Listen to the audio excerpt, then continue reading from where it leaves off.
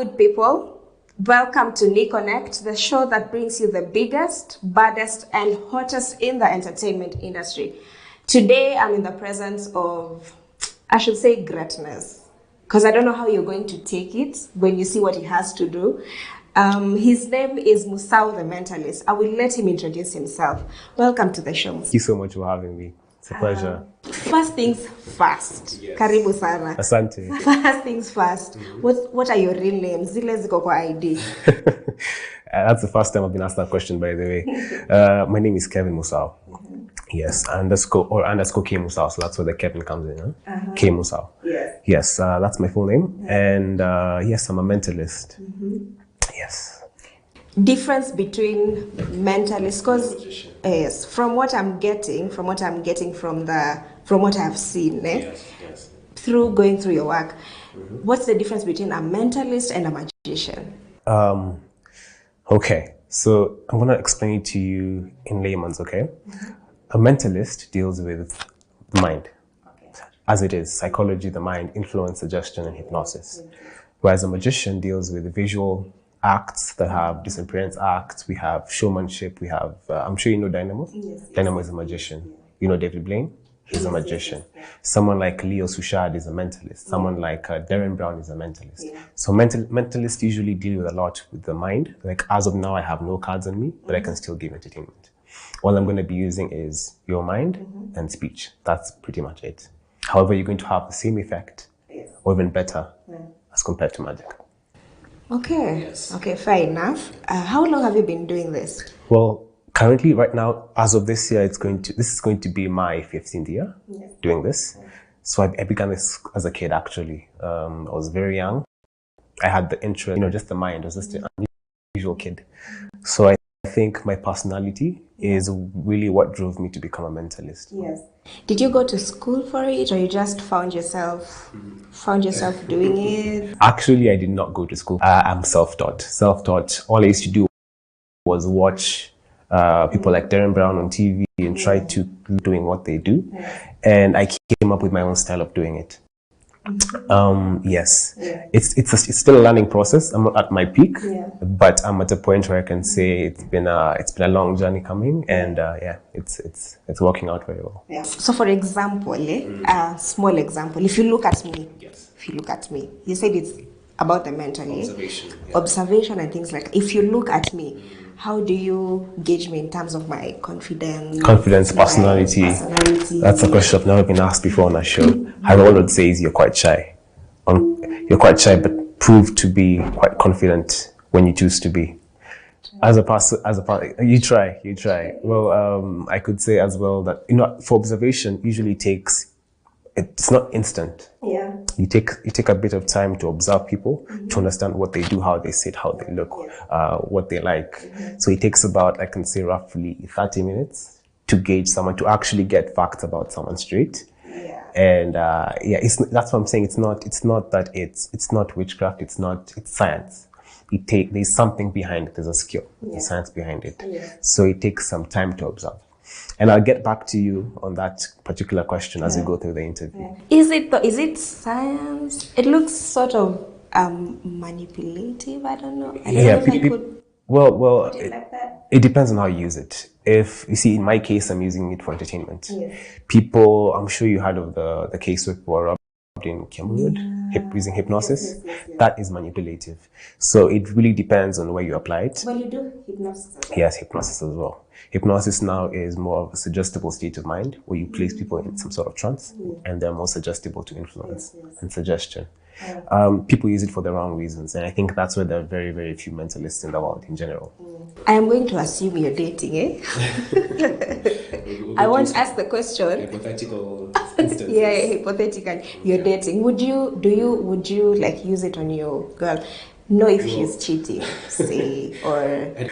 I don't know why people ask me that question in particular, because there's so many ways you can use it other than just that particular. Yes, you can tell lies, definitely. Yes, that's exactly what I'm asking. Like, do you tell lies?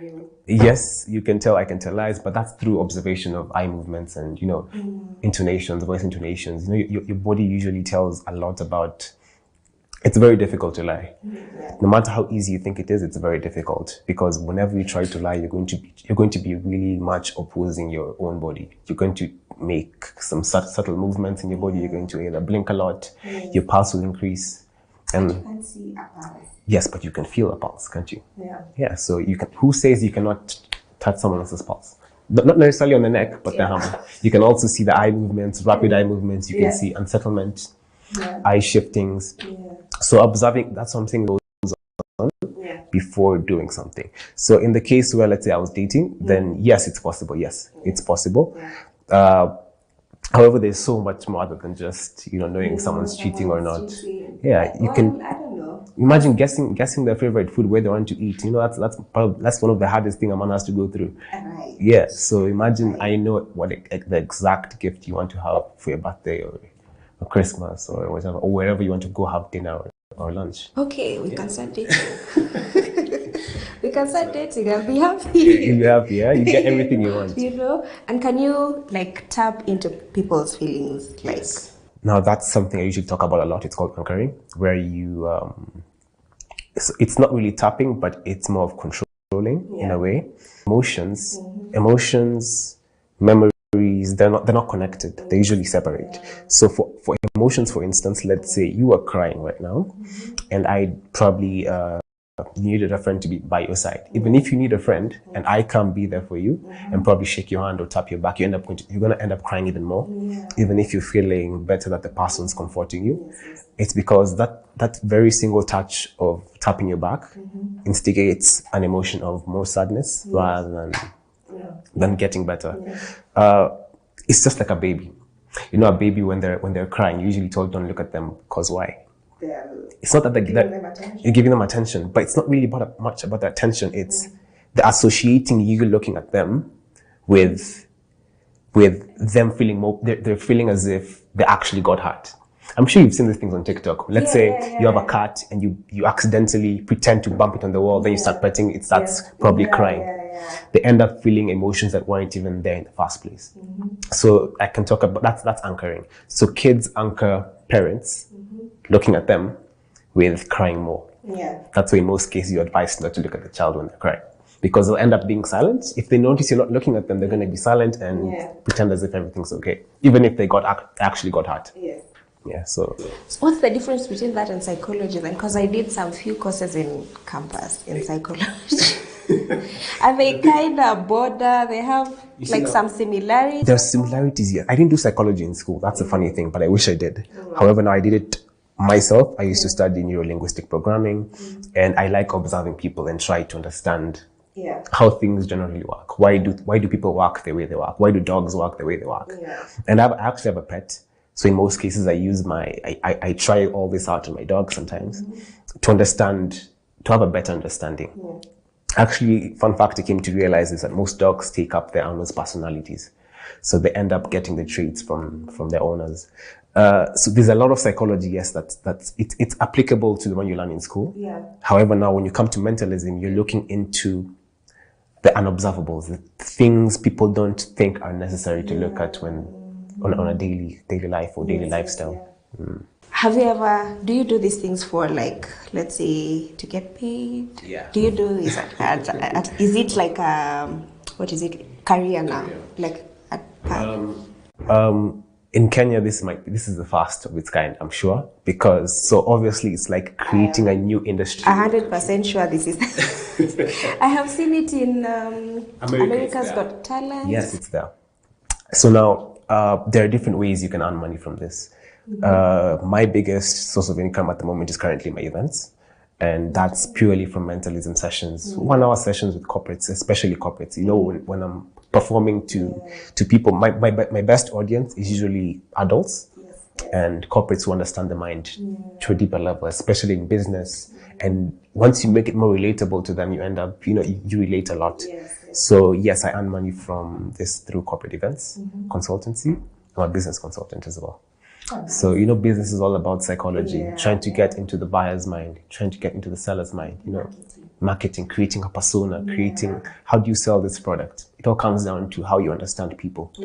The amount of psychology that goes on in businesses, believe me, you cannot cannot imagine. There are people who are actually employed for that particular reason, to understand the market. And it's a lot of psychology that goes on. You might see a billboard, probably a very big billboard, put in green or different numbers, but every single thing put on that billboard has a purpose. The green color should suggest, green means go, green means good to go, ready. So you see that figurative speech of green meaning go, a company using the green color suggests something in your mind already. So there's a lot of psychology that goes on in that. So that's my main industry as well. Have you ever done it somewhere? Like, what are your highest points in? Highest points? Yes. I'm yet to get to my highest points. As I mentioned, it's still new in the country. So I'm also trying to explore new fields I've not walked into at the moment. However, I started doing this entertainment on Instagram Lives, and that was the starter. After that, now is when I started doing the restaurant events and all that. Then I realized that my niche was more into the corporate world. So now I'm diving into that. So I'm still exploring. I can't really say that I'm at a point where I've explored everything. You're just starting. Let's just say you're just starting. You're getting there. Because even for getting a videographer to shoot my content has been the craziest it's difficult, because they need to understand your angles, they need to understand what you're shooting, the expressions. So everything it's coming with a lot of new stuff with it. It's not just the art. It comes with a lot of new Let's get back to that mentalism. Difference between that and being are they called tarot readers? Yes, and psychics. And you see, now if I get into that, I'll be more of telling you what they do. However, what I can say is, in the past, mentalists weren't called mentalists. They were probably called, this is just a guess, probably called seers or They had different names, but traditionally people would create names based on what they see. If they see you walking on water, they're going to call you a rainmaker So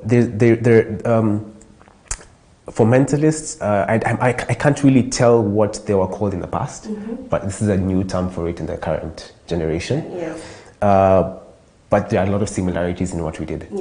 For instance, if I did what I currently do right now, but I took myself as a seer rather than a mentalist, people would perceive me differently. People would see me more as religious, spiritual, and it would change my whole persona and character. So it's more of how you perceive me. As a mentalist, yes. Actually, that act. Yes, the act. How you perceive the act. If I call myself a magician, I'll be a magician.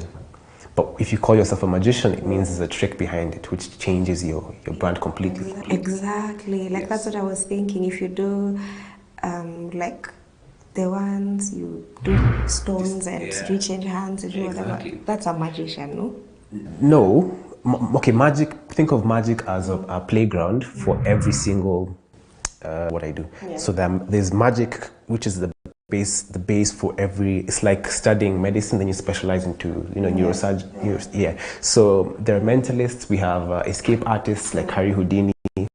We have contortionists. These guys who fold themselves into. It's also an art. So there are different segments, and all of these had different names in the past. They could be called seers. They could be called prophets. They could be called. There were so many names.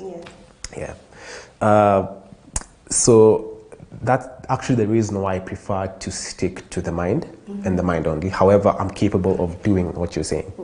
But I won't be a mentalist in that kind of environment or that kind of setup. So I just wouldn't prefer to have rocks and start doing palm reading and all that. That would change my brand completely. So I prefer keeping this as entertainment. It's like I do hypnosis.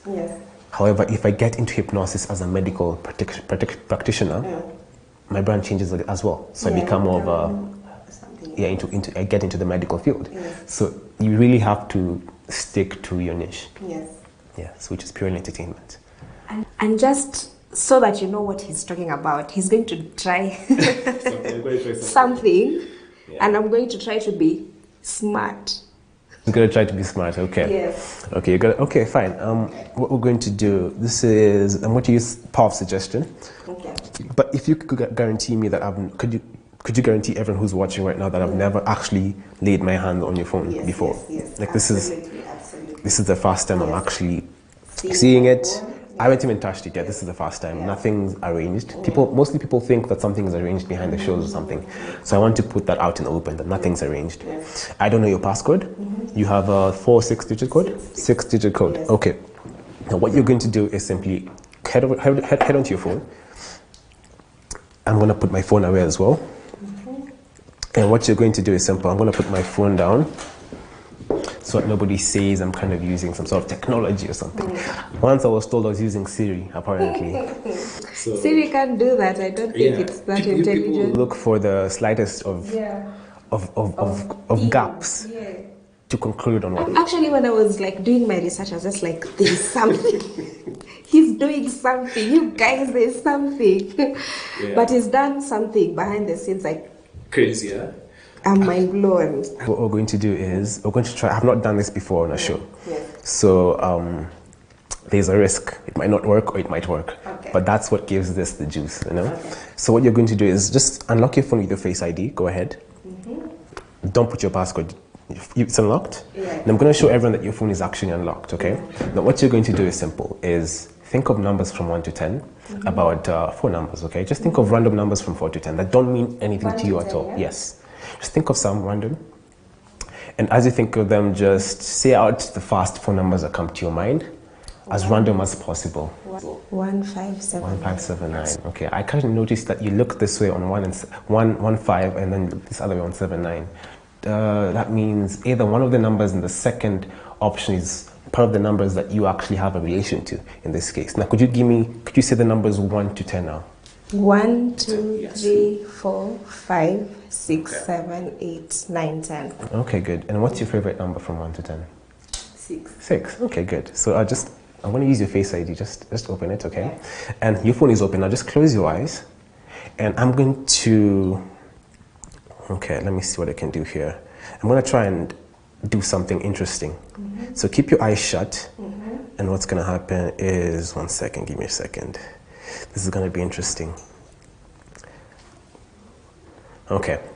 So what you're going to do is think of 4 numbers in your mind right now. Just think of the 4 numbers. Four numbers you're going to choose in your mind. And keep those numbers in mind and try visualize each one on its own. That's all you're going to do. Okay. Now what I'm going to show everyone right now is I was actually looking for this. Her eyes are totally closed. Don't open your eyes at any point. But I just have your phone right now and I'm going to try do something. Think of 4 numbers in your mind right now.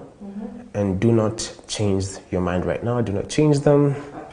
Now, what I'm going to ask you to do now is with those same numbers, I need you to think of your M-Pesa PIN. It's that simple. But do not mention it at any single point. Just think of it in your mind.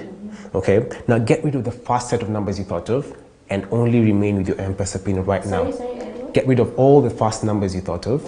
And now, in your mind, only have your M-Pesa PIN in mind. It's that simple, okay? Don't change your mind, but keep them in mind. Don't change your mind because I'll know if you change your mind. Open your eyes for a minute. Just unlock your phone. There we go. Okay, great. Just look at me. All right, close your eyes again. I'm going to do something. Do not open your eyes at any point, okay? I'm going to try something. Have you ever given me your phone before? No. No, you haven't. Okay, you can see I'm shaking right now because this is actually very tenseful. Okay, what I'm going to do is I'm going to try something very interesting. Just think of the numbers. Don't change your mind. Okay? And I'm going to try something. I've never done this before. Okay? I'm sure the audience can see what I'm doing right now. I'm going to put in... Okay? Just relax. Don't open your eyes. Okay. Okay? Are you ready? Yes. Keep the numbers in mind. I'm going to put... There we go. And as you can see, the audience can see what's being asked on the phone right now. Do not open your eyes at any single point. Just keep the numbers in mind. You have that? Good. Now look at me.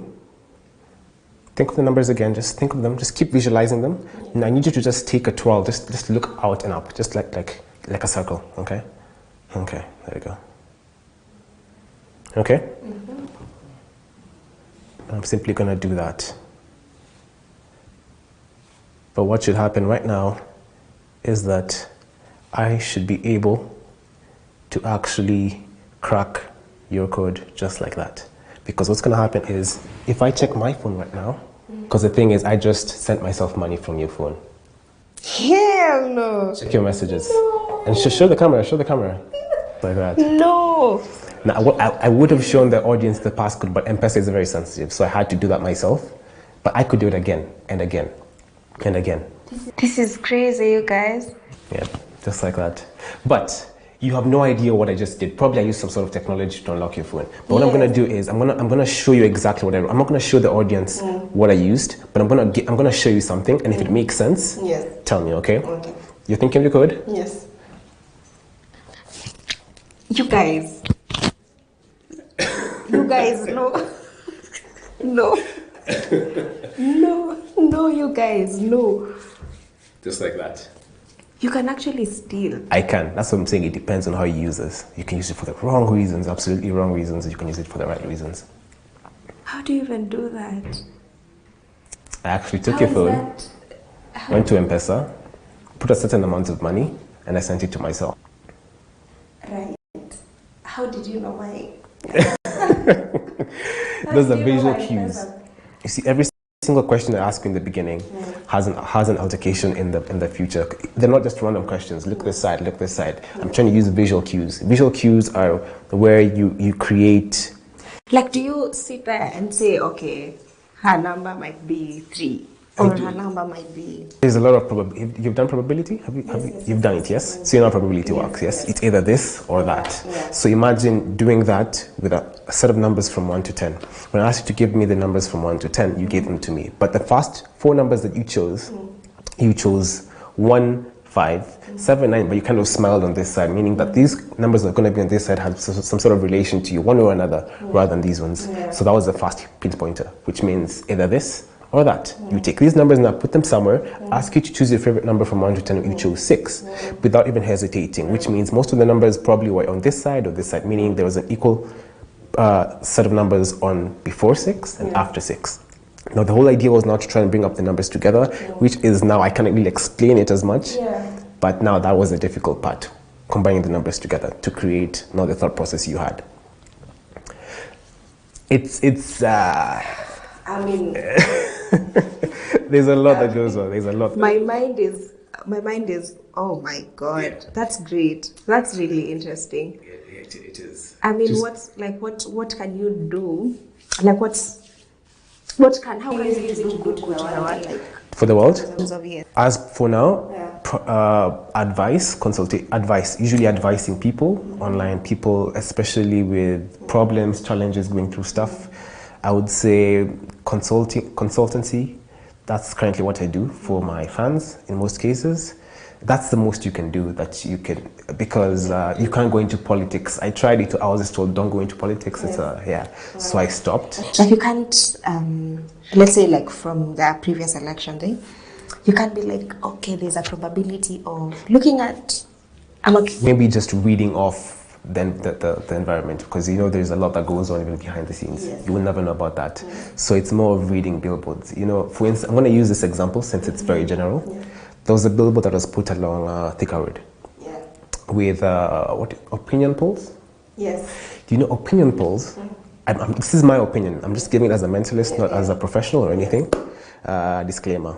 Okay. So opinion polls are, in my understanding, are figures placed to influence you to think in a certain direction. If I tell you I'm winning, you're going to think I'm winning. If you tell them you're losing, they're going to think you're losing.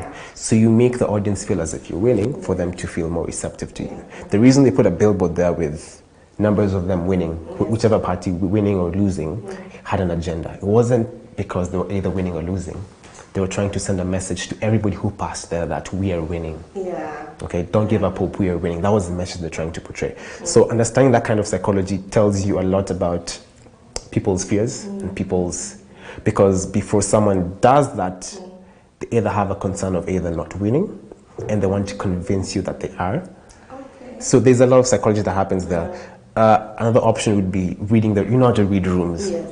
You read the room during the instance at Bombas. You could read around people's faces, people's emotions, people's movements, agitation. There was a lot that was going on. So reading that can assist you to, see different. A prediction in such a manner. Not really a prediction, but outcomes as they are. Yes, because in such cases you can't control. You can't make a prediction. That's why I told you it's all about influence suggestion. Influence suggestions, you're only using figures and facts that are already there, existing. You can't be based on non-existent facts. You have to have facts to give outcomes. So I think in terms of that, yes. Same with, you asked me about emotion. Yes. Do you know how, there's an advert you probably saw as a kid that you still remember till date? Do you know why? If you could think of an advert you remember as a kid, till date, could you think of one? Yes. Any product, which one comes to mind? Coca-Cola. Coca-Cola, why? But what did you feel when you saw that advert? It was such a vibrant advert. Yeah. No. It was a Christmas Coca-Cola one, the one with cartoons? Yes. Yes? Yeah. Animation? It reminds you, it makes you comfortable. Yes. It reminds you of a safe space. It reminds you of your childhood. Now that's exactly what brands are really trying to do. They're trying to, before then, brands used to do those adverts with the whole purpose of, they're trying to hold on to that generation. Yes. So the same generation that got to that childhood state was targeting you. They were looking into the future of what products you're going to be using most of the time, or what products you're going to be associated with. So you can imagine the amount of psychology that goes on there, where they're planning for 15 years ahead. Like right now, the adverts that are being done now for the kids are not for the parents. The kids are going to see these adverts of probably Bloom and Marjorie and the kids enjoying, You're going to remember these adverts as an adult. And you're going to feel like you owe them your loyalty because you grew up seeing them and you felt a sense of hope, a sense of, love, a sense of family. So it's going to remind you and you're going to stick to that. There's a reason you're going to go into a supermarket. Even if you know a product is better than another, you're going to take one because you have a personal connection with it, one or another. Either, let's say you go to the supermarket right now, do you choose a product used as a kid with your family, or do you choose one you've never used with your family, in most cases? Probably the one I've used with your family, right? And it's not because you prefer it, it's because it has an attachment to you. Attachment, exactly. So, believe me, we could talk about this all day. There is a lot. I'm still stuck on the M-Pesa. If you want money, we can collaborate here, get money, get rich. So if someone wants to get to you, like say book you or something, where do they find you? So you can just Google me, Musau the Mentalist. I have a booking page on Google. You can, if you see my page, Google my business, you'll find booking, you'll find my website. So I've really much tried to funnel everything, all platforms. So right now, if you just go ahead over and search Musau the Mentalist, you're going to find my contact number, my website, my booking, what my portfolio and everything. It's really that simple, because I won't really tell you, go to my website, go here. Just Google Musau the Mentalist and you'll get all if I Google you, I get your Instagram, Facebook, everything. Twitter. Everything, website. LinkedIn account, yes. LinkedIn, all those, So luckily I also do digital consultancy. So I'm doing that currently for my brand itself. So because I don't know, I think I apply what I do in all my aspects of life. That's brilliant. Still stuck on M-Pesa. Bank, take the card. It's true. That's why, go with it. I think that's why most phones these days advise you never to have the same passwords for every single site, especially for that reason. Because once one code is cracked, all of them are cracked. So it's good to have different sets of codes. Another interesting question. Would you use it for like security, cyber threats and whatever? Like I would if I had the skills in cybersecurity. I would if I did have the skills, but I don't have the skills for cybersecurity. So but I would if I could. If I could, I would. You guys, you guys watching, you should get to meet this young man. I mean, it's impressive what he can do, and it's really just mind-blowing. Knowing that someone has the skills out there. You see, these are things we watch on, like, American TV. Yeah, American TV. You should watch a movie called Focus. Focus. If you watch Focus, you'll have a better understanding of what mentalism is. Could have watched it. By Will Smith? Yes. Yes, where he predicts scores and all that. Yes. I think I watched it a long time ago, but now that I have gotten to meet someone, I think I can yeah, go watch it again. Watch it and then just try to grasp what this is. Yeah. For everyone back at home, this is NiConnect, and we are very happy to have you today. Anytime, thank you. Until next time, follow him. Yes, Musau the Mentalist. Yeah.